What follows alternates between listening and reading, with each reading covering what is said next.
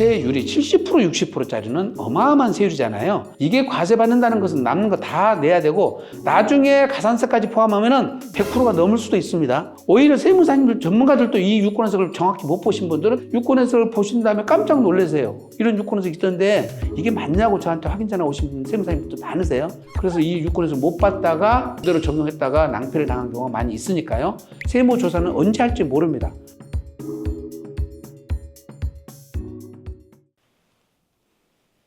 안녕하세요. 세무보험 다솔의 안소남 대표 세무사입니다. 그동안에 다솔 세무TV를 열심히 구독해 주시고 시청해 주시고 호응해 주셔서 대단히 감사드립니다. 오늘은 긴급히 시청자들한테 알려야 될 내용들이 있어서 촬영을 했습니다. 그 내용은 지금 아파트 분양권 같은 경우에 지금 전매 거래가 지금 성행이 되고 있는데요. 보도자료에 의하면 아마 전매 거래를 하시면서 다운계약서들을 불법적으로 많이 작성을 하시는 것 같습니다. 다운계약서를 작성하면서 한편으로는 거래가액이 노출되는 것을 막으려고 그러시는 겠지만은 발생하는 양도소득세를 매수자한테 부담을 시키도록 그렇게 약정을 하는 것 같아요. 거래가액과 양도소득세를 매수자가 부담하는 조건으로 거래를 하면은 양도가액이 달라지는데요. 종전까지는 그 양도소득세를 매수자가 부담할 경우에는 한 번만 양도가액에 합산을 시켰습니다. 예를 들어서 분양권 자체를 10억이 그랬는데 양도소득세가 여기에 3억이 나왔다. 그러면 양도가액이 13억이 되는 거죠. 그러면 이제 보유기간이 1년 미만이면 이제 분양권은 70%,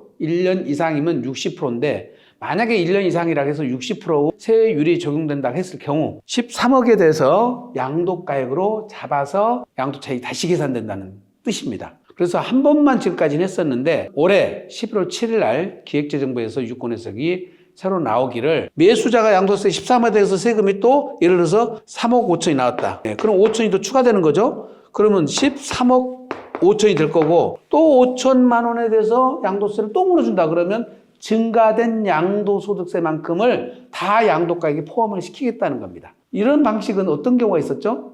증여세에서도 있었죠. 증여세를 수증자가 안 내고 증여자가 대신 내주면 증여세에 또 증여라고 봐서 증여세를 계속 누진적으로 부과시키는 방법으로 과세를 해왔습니다. 그래서 원래는 증여세는 부담해주는 증여세마다 모두 증여를 걸어서 증여가 이루어지기 때문에 증여세 낼 돈까지 증여를 하는 것이 오히려 추가 증여세를 안 나오게 만드는 방법이었는데 지금 이 분양권에 대한 양도소득세도 지금 기존에 있던 유권해석이 변경됐는데요. 기존의 유권해석이 변경되기 전에 올해 4월 달에 국세청 심사과에서 1차분에 대한 양도소득세에 대하여 매수자가 또 추가로 부담했다면 이때 양도가액을 어떻게 산정할 것이냐 하는 그때 심사 결정리가 있었는데요. 그때도 똑같이 1차에 한해서 아니라 2차까지 부담했다면 두 번 다 양도가액에 산입하여 양도차익을 산정하라고 그렇게 결정이 내려진 바가 있습니다. 따라서 이번에 분양권에 대한 부분도 국세청의 심사 결정례를 따라서 일반 부동산에 대한 양도소득세와 동일하게 분양권도 양도소득세를 제한 없이 매수자가 부담해주면 계속해서 양도세가 부과되도록 과세하겠다는 의지로 받아들여지거든요. 자, 이게 언제 이게 나왔냐면 2024년 11월 7일 날 기획재정부 유권해석이 나왔는데요. 요거는 적용 시기가 24년 11월 7일 이후 양도분부터 적용됩니다. 따라서 24년 11월 7일 이전에 계약이 체결됐다 하더라도 11월 7일 이후에 잔금을 받아졌다면 변경된 액유에 따라서 과세가 될 수 있으니까 분양권 거래 시에 굉장히 주의를 하셔야 됩니다. 대신 납부해주는 세금이 뭐뭐 있어요? 상속세가 있고, 증여세가 있고, 양도소득세가 있잖아요. 근데 상속세에서는 대신 납부를 해준다 하더라도 연대납세 의무가 있기 때문에 대신 납부해 그 금액에 대해서 증여가 부과되지 않습니다. 무슨 얘기냐면 배우자 공제를 많이 받기 위해서 어머니가 상속재산을 많이 받아서 자녀들이 내야 할 상속세를 어머니가 대신 내줬다면 그거는 증여로 안 본다 이 뜻이에요. 왜? 연대납수가 있기 때문에 상속세는 누가 내도 상관이 없거든요. 그래서 상속받은 재산 범위 내에서 납부되는 상속세에 대해서는 증여로 보지 않습니다. 근데 증여세는 수증자가 납부해야 할 증여세를 증여자가 대신 내주거나 증여자가 아닌 제3자가 대신 내준다 하더라도 그거는 그 증여세 납부해준 만큼을 또 증여로 본다. 대신 연대납수가 있는 경우가 있는데요. 마찬가지 여기도 수증자가 비거주자일 때예요. 그러니까 자녀가 외국에 유학가에서 아니면 영주권을 취득해서 외국에 살고 있는데 외국에 살고 있는 자녀한테 증여를 했어요. 대신 비거주자들은 증여공제를 안 해주죠. 5천만 원 공제를 안 해주는 대신에 자녀가 낼 증여세를 부모님이 증여자가 대신 내주더라도 그 경우에는 증여세를 부과하지 않습니다. 대신 국내에 있는 거주자한테 수증자를 대신해서 증여세를 부모님이 내주면 그거는 연속적으로 다 합해서 증여세가 부과되니까 증여를 해줄 때는 증여세를 부모님이 내준다면 그 증여세에 해당하는 금액만큼 한꺼번에 증여를 더 해줘야 되겠죠. 그래야만이 계속적 증여세가 부과되지 않습니다. 양도소득세는 통상적으로 수증자가 양도세를 내겠다는 약정이 있는 경우에 한해서 양도가에 포함되는 거고요. 약정이 없이 만약에 납부를 해줬다. 그 경우는 어떻게 되겠죠? 양도가에 산입은 안 되겠죠. 그때는 납부 의무가 없는 돈을 줬으니까 오히려 증여라고 보는 것이 더 맞겠죠. 그래서 매매계약서에 양수자가 양도소득세를 부담하기로 한 특약을 주고 그 양도소를 1차 안에서 세금을 부담해 준 거라 2차 추가 발생까지 또 만약에 매수자가 부담해 준다면 그것까지 양도세가 과세되기 때문에 약정을 하실 때는 1차분에 한하여 매수자가 부담한다고 특약을 맺으시거나 아예 양도세를 얹어서 양도가격을 결정하시고 특약사항에다가 이 말 저 말을 넣지 마세요. 두 가지 방법이 있겠죠. 특약사항에다가 1차 하나여 양수자가 부담해 준다는 특약을 넣거나 만일에 양도소득세가 과세되면 10억을 거래하고 양도세가 3억이다 그러면 양도가액 아예 13억으로 양도가액을 계산해서 결정을 하라는 얘기입니다. 그렇게 두 가지 방법으로 거래를 하시고 2024년 11월 7일 이전에 계약을 했다 하더라도 이후에 잔금 처리가 된 거는 전부 1차, 2차까지 다 양도소득세가 과세되니까 이제 이 부분은 어떻게 처리할 것이냐는 부분은 한번 좀 고민을 해보셔야 됩니다. 법률적으로 변호사님과 상의를 해서 계약을 해지하고 다시 재계약을 맺는 방법도 있을 수 있을 거요. 이거는 좀 전문가와 상의를 좀 해보실 필요가 있습니다. 분양권은 세율이 1년 미만이면 70%고 1년 이상이면 60%인데요. 2년 이상이 돼도 똑같이 60%예요. 보통 일반 부동산의 경우는 1년 미만은 단기세율, 2년 미만 단기세율, 2년 이상은 기본세율 이렇게 가거든요. 근데 분양권은 기본세율이 없다는 겁니다. 근데 지금 문제는 또 주택이에요. 주택하고 재개발 재건축에 있는 조합원 입주권도 단기세율을 적용하게 되는데 이 단기세율은 1년 미만은 여기는 70%죠. 여기도 2년 미만은 60%고 2년 이상이면 이제 기본세율입니다. 6%에서 45% 세율이 적용될 텐데 주택과 조합원 입주권에 대한 부분이 요즘에 여기저기서 좀 말씀들을 많이 하고 계십니다. 여기 이 부분에 대해서 현재까지 유권 해석이나 판례, 심판례가 있는 것이 있고 소송에서 판결 난 것까지는 아직 없는 것 같습니다. 그리고 여러 가지 사례가 나오니까 그 중에서 좀 주의할 사람들을 좀 정리를 해보겠습니다. 첫 번째는요. 그냥 기존에 토지를 갖고 계시다가 주택을 지은 경우가 있었겠죠. 토지 보유하다가 주택을 신축한 경우. 토지 보유는 2년 이상인데 주택은 신축해서 1년 미만이라면 그때 부수토지 세율은 어떻게 적용할 것이냐가 문제입니다. 자, 우리 세법에 주택의 보유기간에 따라서 단기세율을 적용하는데 주택과 그 부수 토지도 함께 단기 보유세율을 적용하라고 그렇게 규정하고 있습니다. 그러다 보니까 이 토지 보유는 2년 이상 보유를 했다 하더라도 거기서 신축한 주택이 단기 보유라면 토지 보유도 똑같이 단기 세율을 적용한다는 겁니다. 부수 토지도 단기 세율이 적용된다. 단기 세율이 적용돼요. 주의하셔야 됩니다. 그러니까 1세대 1주택 부수 토지 범위 3배, 5배, 10배 안에 범위는 주택의 보유기간에 따라서 토지 보유기간이 얼마이든 간에 단기세율이 적용된다는 사실입니다. 이거 주의하셔야 되고요. 두 번째는 재건축이 있는데 도정법상 재건축이 아니라 임의 재건축인데 상가를 헐고 주택을 지은 경우가 있을 수 있고요. 구주택을 헐고 다시 주택을 신축할 수가 있겠죠. 이 상가를 헐고 주택을 신축한 경우에 대해서는 주택과 부수토지 모두 주택의 보유에 따른 단기세율을 적용합니다. 뭐라고요? 여기는 토지, 건물 모두, 주택 모두 단기세율이 적용된다. 상가를 20년 갖고 있다가 헐고 주택을 신축했다면 그 주택의 보유기간이 1년 미만이라 하면 그 부수토지도 마찬가지로 1년 미만 단기세율 70%짜리 적용된다는 뜻입니다. 그러니까 조심하셔야 되고요. 두 번째, 주택을 헐고 주택을 새로 지었다면 이 토지는 구주택과 신주택의 보유기간을 통산해서 보유기간을 계산해줘요. 토지는. 그런데 건물에 대해서는 신축 후 준공일로부터 기산해서 보유기간에 따른 단기 세율을 적용합니다. 여기는 조금 다르죠. 뭐라고요? 토지는 전체 보유기간 거 따진다. 전체 보유기간. 건물, 주택은 어쩐다고요? 준공일로부터 기산한다. 기산해서 단기 세율이 적용되니까 이거는 조금 완화된 사항이라고 봐야 되겠죠. 예. 자, 문제는 이 재건축은 지금 보신 것처럼 임의 재건축이라 해서 도정법에 의한 재건축이 아닙니다. 그래서 개인들이 재건축을 한 사례를 가지고 말씀을 드린 거고요. 이번에는 재개발 재건축, 도정법에 의한 재개발 재건축을 한번 살펴볼까요? 도시 및 주거정비법상 재개발 재건축에서 몇 가지가 나오냐면 첫 번째는 나대지 있어요. 나대지. 나대지가 주택으로 바뀌는 과정입니다. 두 번째는 나대지가 아니라 상가, 건물이 있는 것이 주택으로 주어진 경우예요. 세 번째는 분담금을 물고 분담금을 납부했는데 납부한 분이 부수 토지가 증가한 경우예요. 이 세 가지가 있습니다. 자, 나대지가 주택으로 바뀐 것에 대해서는 기존의 유권에서 이렇게 돼 있었습니다. 토지는 취득일로부터 기산하고 주택은 준공일로부터 기산해라. 그래서 주택에 대해서만 단기 세율이 적용하도록 유권에서 이렇게 나와 있었는데요. 지금 개정된 세법에 따르면 건물 자체의 보유기간에 따라서 건물도 단기 세율이 적용되면 부수토지도 단기 세율로 가버리는 것 때문에 취지에 비춰보면 요거는 지금 현재 취득일로부터 기산이 아니라 준공일로부터 기산할 가능성이 높습니다. 준공일로부터 기산할 가능성이 높아요. 그래서 지금 이거는 유권해석은 아직까지 정확하게 안 나와 있습니다.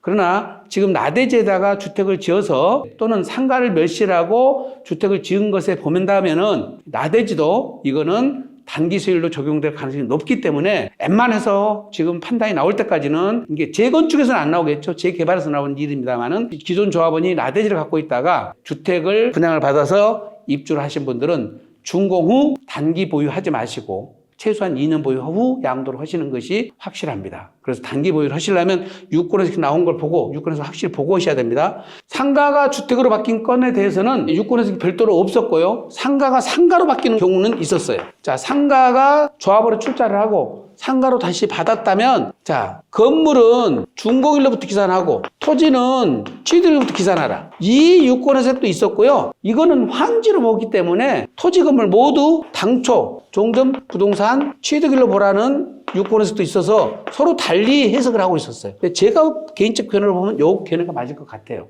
상가가 상가로 바뀐 케이스라면. 그런데 이게 상가가 주택으로 바뀐 케이스라고 그랬죠? 그러면 아까 임의 상가에서 어쩐다고 그랬어요? 상가를 주택으로 용도 변경한 경우에는 누진 구간, 당초 상가 취득일로부터 보유기간 계산하도록 돼 있잖아요. 용도 변경의 경우는 멸실하고 신축했다면 다르지만은 이 경우는 멸실 후 신축으로 볼 것이냐, 용도 변경으로 볼 것이냐 하에 따라서 해석이 달라질 텐데요. 이거 환지처분으로 본다면 그냥 종전하고 연결돼서 해석을 해줘야 맞을 것 같은데 이것도 유권 해석을 받아봐야 됩니다. 따라서 상가를 갖고 계셨던 분들은 무조건 보유기간을 2년을 채우시고 확실하게 양도를 하시는 것을 원칙으로 하시되 급하게 양도를 하셔야 된다면 세금 계산을 확실히 해보시고 하셔야 됩니다. 만에 하나 지금 부수토지까지 포함해서 준공일로 계산한다면 그러면 세금 부담이 너무 커지기 때문에 이 부분은 제가 유권해석 나오면 별도 또 동영상을 찍겠지만은 아직까지 유권해석이 없는 걸로 알고 있습니다. 심판제도 아직은 없으니까 새로운 유권해석이 나올 수도 있으니까 좀 참아보시고요. 일반 세무사님들 중에는 지금 상가가 주택으로 바뀐 것까지 중과세 드릴 예정이라고 아예 못 박아서 유튜브를 촬영하거나 블로그에 글을 쓰신 분들도 있습니다. 근데 제가 지금까지 확인한 바로는 정확한 유권 해석이나 심판예는 아직까지는 없는 걸로 나왔습니다. 그러니까 요거는 개인적으로 국토청이나 기획재정부에다가 유권 해석을 받아보시든지 그래서 그걸 서류로 확실하게 확인한 다음에 실행을 하시는 게 좋을 것 같습니다. 자, 분담금 납부와 관련해서는 분담금은 언제 납부됩니까? 통상적으로 우리가 권리가와 분양가 차이를 보면은 권리가보다 분양가가 높아요. 높으니까 분담금을 냈겠죠. 권리가가 만약에 높으면 청산금을 받을 것이고 그러니까 권리가가 8억인데 분담금이 분양가가 10억이었다는 거죠. 그러면 어떻게 했다는 거예요? 2억의 분담금을 부과했는데 2억의 분담금을 부과해서 건물 면적이 증가된 것은 상관이 없고요. 부수토지 면적이 증가한 경우로서 여기에 해당이 되는 겁니다. 예. 그러니까 분담금을 납부하고 그중에 부수토지가 증가한 경우에는 이 부수토지의 취득일은 준공일로부터 봐야 됩니다. 이거는 유권에서 있어요. 1세대 주택 비과세 판정할 때도 준공일로부터, 세율 적용할 때도 준공일로부터 2년 미만에 대한 양도세 계산해 본 다음에 세부 부담이 얼마나 되는지를 예상하시고 그것이 크게 많지 않다고 생각하시면 처분하시는데 이거는 그렇게 많지는 않아요. 그러나 의외로 분담금이 커서 비과세가 안 돼서 양도소득세가 많이 나올 가능성도 있습니다. 이 부분은 사전에 세무사님들하고 상담을 해서 처분 시기를 조절하는 게 좋겠습니다. 자, 지금 말씀드린 것처럼 주택과 조합원 입주권, 그 다음에 분양권은 단기 양도시에 세부담이 너무 크다고 그랬죠? 1년 미만일 때 70%, 1년 넘을 때는 60%인데 분양권은 2년, 3년 넘어도 또 60%라 계속 60%라고 그렇습니다. 일반적으로 오래된 땅에다가 내가 집을 져서 팔게 되면은 땅이야 당연히 오래 갖고 있었으니까 난 투기가 아니니까 세율이 누진율이라고 일반적으로 생각하실 겁니다.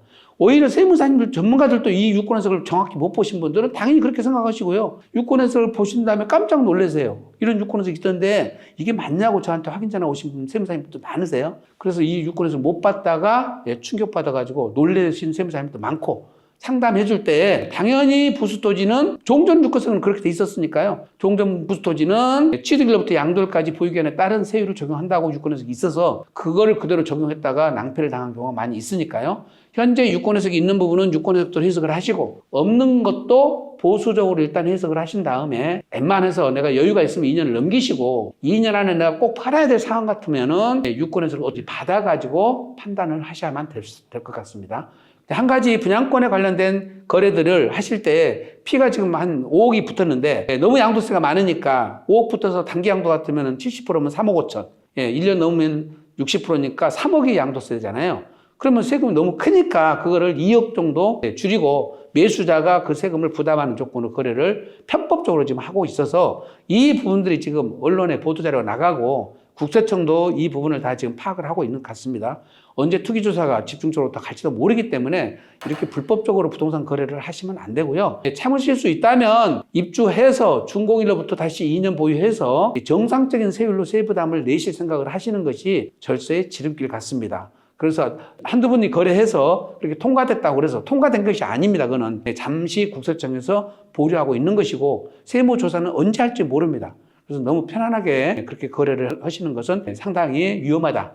분양권에 대해서는 보유기간이 분양권이라는 것은 부담받을 권리를 취득한 거니까 건설회사에서 만약에 했다 그러면 분양권 당첨자 발표일, 그 다음에 지역주택조합이다 그러면 사업계획 승인일, 이렇게 취득일이 결정이 되는 거고 그때 취득일부터 양도일까지 보유기간을 계산하는 거예요. 그 다음에 그 분양권이 주택으로 바뀌는 거는 통상적으로 주택이 바뀌는 것은 아파트가 대부분이겠지만 아파트 준공일과 잔금 납부일 중 늦은 날이에요. 준공되고 잔금을 냈으면 잔금이 일 것이고 만약에 준공되기 전에 미리서 돈을 냈으면 할인받게 되죠. 돈을 냈다 가더라도 준공이 안 됐기 때문에 준공일까지 기다려야지 내 집이 되는 거죠. 그래서 분양권은 분양권대로 보유기간을 따로 계산해야 되고요. 그 다음에 아파트는 아파트 보유기간을 따로 계산해서 세율이 적용됩니다. 조합원 입주권도 마찬가지고요. 만약에 기존에 종전주택을 갖고 있었던 분이 조합원 입주권을 팔 때는 종전주택 취득일로부터 양도일까지 보유기간을 계산하기 때문에 문제가 없어요. 근데 지금 말씀드린 대로 종전주택이 아니고 나대지를 갖고 있는 상태에서 입주권으로 바뀌었거나 또는 입주권을 취득해서 양도하신 분들 얘기는 종전주택, 종전부동산으로부터 계산되는 것이 아니기 때문에 보유기간 계산부터 복잡합니다.